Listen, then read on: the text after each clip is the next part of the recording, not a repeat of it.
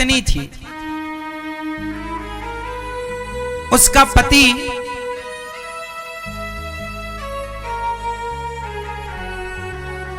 बहुत अच्छा नहीं था, पराई औरतों को देखता रहता था। और ये बात उसकी पत्नी ने भली भांति समझ लिया। भाई आंखों की भाषा भी तो समझ में आती है। जब आप किसी को देखते हैं ना, तो आप समझदार होगा तो देखने से ही पता लगा लेगा कि आप किस नियत के व्यक्ति हैं। केवल आपकी वाणी ही नहीं बोलती, आपका मुंह ही नहीं बोलता, आपके देखने का तरीका भी बोलता है, आपका दृष्टिकोण, आपकी आंखें भी बोलती हैं। पता है ना आपको? बस ये तो समझदार लोग चाहिए समझने के लिए। तो उसकी पत्नी समझ गई कि मेरा पति चरित्रहीन है, परंतु कोई बात नहीं, वो अपने पति की सेवा करती। बड़ी अच्छी नारी थी। पत्नी पति को भोजन कराए, पति की सेवा करे, पति के लिए पूरा ख्याल, सब कुछ। कुछ दिन बाद उसके पति को कोढ़ का रोग हो गया। उसका पाप बहुत था पति का, तो पति को कोढ़ का रोग हो गया। और कोढ़ ऐसा हुआ कि चमड़ी ना गल गल करके गिरने लगी, मावाद पूरे शरीर में बनती, दुर्गंध आती उसके शरीर से। लेकिन पत्नी जरा भी कोई गलत विचार ना लाकर वो पति को रोज नहलाती। अब उसका पति असमर्थ हो गया चलने फिरने में भी, परंतु वो रोज अपने पति को नहलाए, उसको सुंदर कपड़े पहनाए, मावाद को साफ करे। कोई नहीं आता था उसके पास, पूरा गांव मोहल्ला उस गली से नहीं गुजरता था जहां उसका घर था, इतना दुर्गंध था उसके शरीर में। लेकिन वो पत्नी बड़ी पतिव्रता नारी थी, अपने पति की सेवा करती और पति को भोजन करा के भोजन करती। पति के सिवा सपने में भी पराये मर्द का वो कभी चिंतन नहीं करती। श्रेष्ठ पतिव्रता नारी। एक दिन सर्दियों का मौसम था, उसका पति आंगन में बैठा था, सामने से सड़क थी। अब उसका पति बाहर बैठा था, पत्नी अंदर काम कर रही थी कि तभी उस गांव की एक सुंदर वैश्या जो राजा के यहां नाचने जाया करती थी, तो वो सुंदर सी वैश्या श्रृंगार करके उसी रास्ते से गुजरी।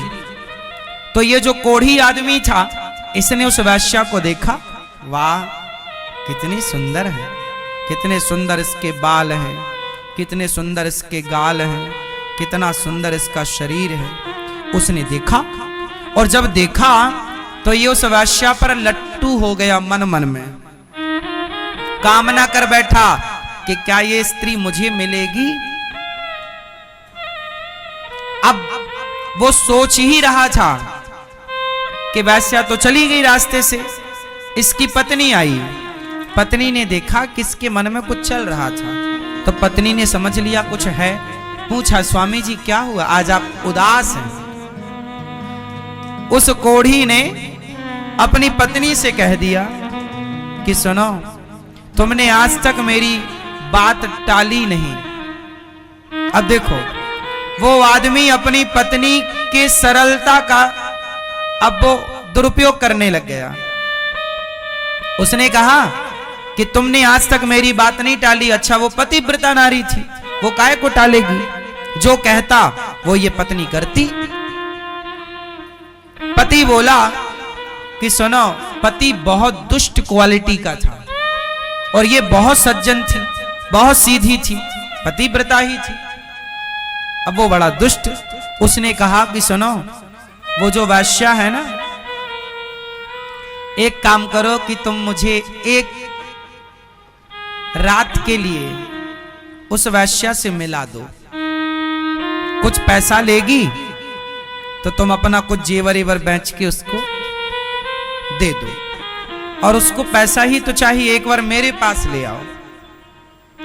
अब ये बात एक पति अपनी पत्नी से कह रहा है कि मेरा दिल एक वैश्या में आया है। सोचो कि आज का पति बोला होता अपनी पत्नी से,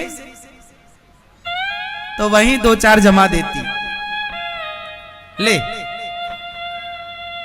एक तो कोढ़ी है बीमार और दिल और कहीं आ रहा है इसका, दो जमाती मुंह में, और ये इस लायक था भी।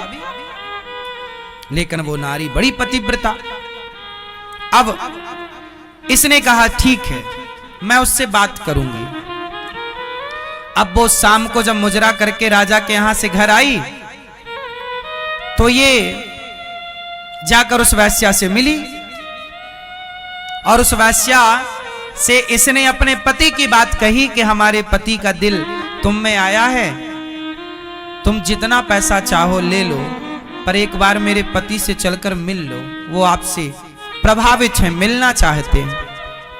अब वैश्या को आश्चर्य हुआ, हे भगवान ये किस तरह की पत्नी है, अपने पति के लिए मेरे से बात करने आई है। उस वैश्या ने कहा बहन मैं हाथ जोड़ती हूं, तुम्हारे पति को कोढ़ का रोग है, बहुत दुर्गंध आती है उसके शरीर से, मैं तो रास्ते से निकलती हूं तो नाक पकड़ के निकलती हूं, मैं क्षमा करो बहन, मैं तुम कितना भी पैसा दोगी मैं तुम्हारे पति के पास नहीं जाऊंगी। चूंकि वो तो वैश्या ही थी, पैसा लेकर किसी के भी पास जा सकती थी, पर इसके पति में कोढ़ था, रोग था, बदबू थी, नहीं वो मना कर दिया, बोले मावाद निकलती है, मैंने सुना है, मैं नहीं जाऊंगी, तुम पैसा कितना भी दो मैं नहीं जाऊंगी। अब ये पत्नी बोली बहन मेरे पति की आज्ञा है, उसने साफ मना कर दिया वैश्या ने। अब ये लौट कर आई तो पति ने पूछा क्या कहा, उसने बता दिया कि उसने मना कर दिया, बोले नहीं, तो उसके पति ने फिर कहा नहीं तुम चाहोगी तो वो आ जाएगी, एक बार तुम कोशिश करो, मेरी आज्ञा है कि तुम उसे लेकर आओ। अब लो, अब ये पति की आज्ञा हो गई कि तुम लाओ, एक वैश्या को लाओ। अब उसने क्या किया होगा, तो उसने एक युक्ति निकाली। अब वो पतिव्रता जो नारी थी वो रोज सवेरे 4 बजे उस वैश्या के घर जाती, उसके घर में झाड़ू लगाती, पोंछा लगाती, उस वैश्या का बर्तन जो जूठा था वो साफ कर देती। वैश्या रोज देखती कि मेरे घर में झाड़ू पोंछा कौन कर रहा है। ऐसे करते करते 1 हफ्ता बीत गया, ये रोज जाती। एक दिन वैश्या ने पकड़ लिया कि ये देवी आप तो बड़ी पतिव्रता नारी हो, मुझे पापनी के घर में झाड़ू पोंछा क्यों कर रही हो। उस पतिव्रता नारी ने कहा उस वैश्या से बहन मेरे पति का दिल तुम में आया है, एक बार मेरे पति से मिल लो, तुम जो चाहोगी मैं दूंगी, जो पैसा चाहोगी मैं दूंगी। अब की बार उस पतिव्रता नारी की बात वो वैश्या टाल ना पाई और बोली अच्छा ठीक है, पर मैं नहीं आऊंगी तुम्हारे घर, तुम अपने पति से बोलना कि आज रात को 8 बजे वो मेरे घर आ जाए। ठीक है। अब ये पतिव्रता नारी फिर दौड़ी दौड़ी पति से बोली, पति के पास। पति बोला क्या हुआ, बोले आज आपको 8 बजे बुलाया है, चले जाना। अब देखो ये काम बना के आ गई, एक नारी अपने पति का काम बना के आ गई। पति कोढ़ी था, अच्छे से उठ बैठ नहीं पाता था, पर आज बढ़िया परफ्यूम डाल रहा है, साफ सुथरे कपड़े पहन रहा है, कोढ़ी आदमी। पर जैसे ही उसने अपना शाम को द्वार से बाहर पांव रखा कि उसकी शक्ति गवाह देने लगी, वो चलने में असमर्थ था। अब वो अकेला कैसे जाए। तो पत्नी से बोला कि सुनो आओ, हम तुम्हारे कंधे पे हाथ रखेंगे, तुम हमें ले चलो। अब सोचिए एक पत्नी के कंधे में हाथ रखकर उसका पति वैश्या के घर जा रहा है और पत्नी भी जा रही है कि मेरे पति की इच्छा है तो मैं पूरी कराऊंगी। परंतु वो कंधे में हाथ रख के भी ना चल पाया, इतना दुर्बल था, मतलब इतना शरीर कमजोर था उसका। देखो शरीर कमजोर है, चला नहीं जा रहा है, पर देखो जरा मन कितना चंगा है। अब वो रोने लगा, बोले अब मैं कैसे जाऊं, मेरे चले नहीं जा रहा। पति को रोता देख पत्नी बोली अच्छा एक काम करो, आप मेरे कंधे पे बैठ जाओ। अब देखो पत्नी बैठ गई नीचे और पति को बिठाया कंधे पे बिठाया, तो उसके दोनों पांव उसकी पत्नी के सामने आए। अब उसने पांव पकड़ लिया अपने पति के और कंधे पे बिठा करके, और पत्नी जा रही है जंगल के रास्ते, गांव के अंदर से जाएगी। लोग पूछेंगे कि पति को कंधे में बिठाकर कहां जा रही हो, लोग पूछेंगे तो कैसे बताएंगे कि वैश्या के घर जा रहे हैं, पति की बदनामी होगी। तो वो जंगल के रास्ते से चली। अब उस जंगल में एक दूसरी घटना घट गई। अब यहां पर जरा समझो कि पत्नी के कंधे में कौन बैठा है? पति कोढ़ी पति। अब रास्ते में एक मांडव्य ऋषि का आश्रम था। कौन से ऋषि का? मांडव्य ऋषि। उसी रात उसी क्षण एक दूसरी घटना घटती है। जो वहां का राजा था, जिस राजा के द्वार पर वो वैश्या नाचने जाती थी, उस राजा के घर चोरों ने चोरी करी और चोरी करके भागे।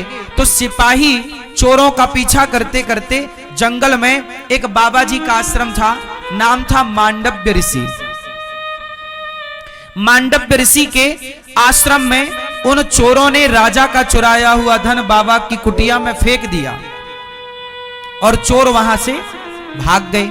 क्योंकि राजा के सिपाही लगे थे, चोरों को लगा पकड़े जाएंगे तो मृत्यु दंड होगा, तो बाबा की कुटिया में उन्होंने अपना धन छिपा दिया कि हम बच गए तो बाद में ले जाएंगे। अच्छा, राजा के सिपाही आए और बाबा की कुटिया की तलाशी ली, तो बाबा जी ध्यान लगाए बैठे थे। बाबा जी को कोई पता नहीं कि कौन चोर आया, कौन धन रख के चला गया। बाबा तो ध्यान में थे, पर सिपाहियों ने देखा कि बाबा की कुटिया में धन पाया गया। तो सिपाहियों को लगा ये बाबा ढोंग कर रहा है, ये चोर यही है। राजा के सिपाहियों ने बाबा जी को चोर मान लिया और जो सेनापति था उसने कहा इस बाबा को सूल पर लटकाओ। सूल एक पैना सा लोहे का सूल जमीन में गाड़ा गया और उस सूल पर बाबा जी को बिठाया गया। तो जब बिठाया गया तो वो बड़ा पैना था, नुकीला, वो बाबा जी के नीचे से चुभता हुआ सिर से निकल गया। ये दंड दिया। लेकिन बाबा की समाधि इतनी पक्की थी कि बाबा ऐसे ध्यान में डूबे कि कब उन्हें सूल पर लटकाया गया, कब उन पर चोरी का आरोप लगा, उन्हें पता ही ना चला। और सारे सिपाही लोग जो थे उनको लगा राम राम, ये तो हमने सूल पर लटका दिया, फिर भी बाबा का ध्यान नहीं खुला।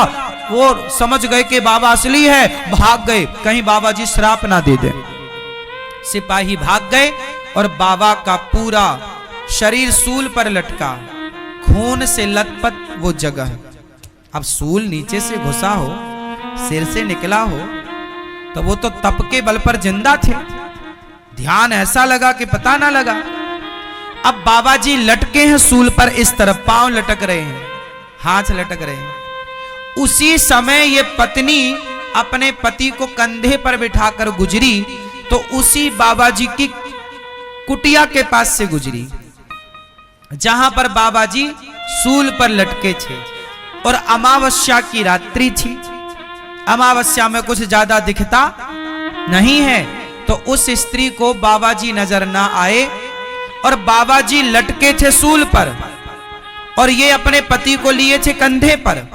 तो इसके पति का सिर बाबा जी के पांव से टकरा गया, क्योंकि सूल ऊपर गड़ा था, लटके थे तो पांव बाबा जी के लटक रहे थे ऊपर से। तो इसके पति का सिर और बाबा जी का पांव जब टकराया तो बाबा जी का ध्यान खुल गया, समाधि खुल गई। और जैसी समाधि खुली, संत जी ने श्राप दे दिया, जिसके स्पर्श से मेरी समाधि खुली है, सूर्योदय होते ही वो मर जाएगा। अब लो भैया, बाबा ने जब श्राप दिया तो कोढ़ी रोने लगा। कोढ़ी तो जा रहा था वैश्या के घर, कोढ़ी लगा रोने, हे भगवान अब मैं मर गया। बाबा जी सूल पर लटके। पत्नी ने क्षमा मांगी, महाराज ये मेरे पति, मैंने ध्यान नहीं दिया कि आप यहां हैं, अपराध क्षमा करो। बाबा जी ने कहा ना, मेरा श्राप लग गया, मतलब लग गया, सूर्योदय होते ही मर जाएगा। अब पति रोया, अब वो भूल गया वैश्या वैश्या सब, जान बची तो लाख उपाय। अब वो लगा रोने के, हे भगवान मैं तो गया काम से। पर इसकी पत्नी बोली अपने पति से, आप रोइए मत, हे महात्मा जी, यदि आपने मेरे पति को श्राप दिया कि सूर्योदय होते ही मृत्यु हो जाएगी, तो हे सूर्य भगवान, यदि मैं पतिव्रता स्त्री हूं और मैंने अपने पति के मनसा वाचा कर्मणा सेवा करी है और मैंने अपने पति के सिवा पर पुरुष का चिंतन नहीं किया हो, तो हे सूर्य भगवान, जब तक मैं ना कहूं आप सूर्य उदय नहीं होना चाहिए, आप आइए मत। साहब उसके प्रभाव से हाहाकार मच गया सारी सृष्टि में। सवेरे के 10 बज रहे हैं पर सूर्य का पता नहीं, 24 घंटे हो गए, 48 घंटे हो गए, सूर्य का पता नहीं। हाहाकार मच गया, सूर्य उदय नहीं हो रहा है, क्योंकि एक पतिव्रता नारी ने सूर्य को रोका है। यदि आप आए तो मेरे पातिव्रत धर्म से मैं आपको भस्म कर, सोचिए सूर्य को भस्म करने की ताकत एक पतिव्रता नारी में है। सूर्य भगवान डर गए, नहीं आए। ये कथा पद्म पुराण में लिखी है, आए नहीं। हाहाकार मचा, देवता आए, हे देवी सूर्य भगवान को आने दो, बोले ना मेरे पति मर जाएंगे। जब देवताओं की बात ना सुनी गई, तब सबसे बड़ी पतिव्रता नारी स्वयं माता अनुसुईया प्रकट हुई। और माता अनुसुईया ने, पतिव्रता नारियों की शिरोमणि माता अनुसुईया है, वो माता अनुसुईया जिन्होंने ब्रह्मा विष्णु महेश को भी अपना पुत्र बना दिया था अपने पातिव्रत धर्म के बल पर। वो आई, कहा बेटी विधि के विधान को तू रोक मत, तू आने दे, मैं तेरे पति को जीवित करूंगी। उसने सूर्य भगवान को आने की इजाजत दी। सूर्य भगवान की पहली किरण पड़ते ही संत के श्राप के कारण उनके पति की मृत्यु, कोढ़ी मर गया। कोढ़ी जब मरा तो माता अनुसुईया ने हाथ में जल लेकर कहा, हे विधाता, यदि मैं सच्ची पतिव्रता हूं तो मेरे पातिव्रत धर्म के बल पर इसका मरा हुआ पति जीवित हो जाए और उसका सारा दोष समाप्त हो जाए।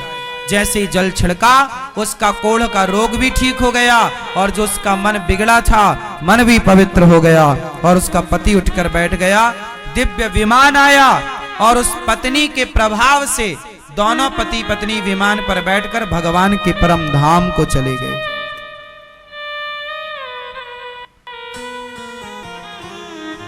तो एक नारी, आपका पति कैसा भी हो, आपका पति समझाओ उसे, माने तो ठीक, नहीं तो जैसा है। अब ये आपके प्रारब्ध में था, अब आप अपना कर्तव्य पूरा करते रहो, आप अपना धर्म पूरा करते रहो, क्योंकि उसको उसके कर्मों का दंड मिलेगा और आपको आपके कर्मों का दंड मिलेगा। इसलिए आप अपना पातिव्रत धर्म का पालन करते हुए आप उसकी तरह मत बनो। आप अपना ये समझो कि ये किसी जन्म का मेरा पाप है, निकल रहा है, निकलने दो। आप अपना धर्म ना बिगाड़ो कि पति बुरा है तो मैं भी बुरे रास्ते पर चली जाऊं ना, या पत्नी बुरी है तो मैं भी बुरे रास्ते पर चला जाऊं ना।